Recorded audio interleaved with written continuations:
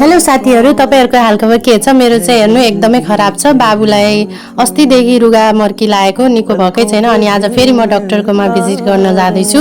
अनि हेर्नु जाँदा जाँदै बाटोमा पेट्रोलै सक्यो मेरो स्कुटीको। अनि फटाफट हामीले चाहिँ त्यो स्कुटीमा तेल हाल्यौं।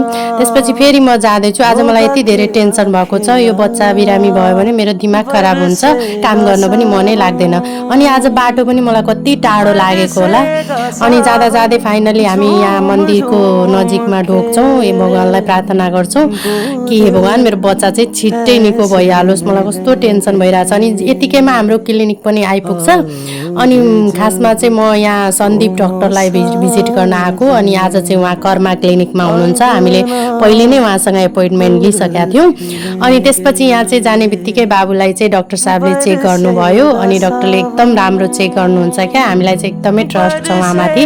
त्यसपछि उहाँले औषधिहरू दिनुभएको छ। त्यो औषधिहरू हामीले फटाफट किन्यौँ। अनि त्यसपछि हामी घरतिर आयौँ। हस् त, तपाईँलाई भिडियो कस्तो लाग्यो कमेन्ट गर्नुहोला।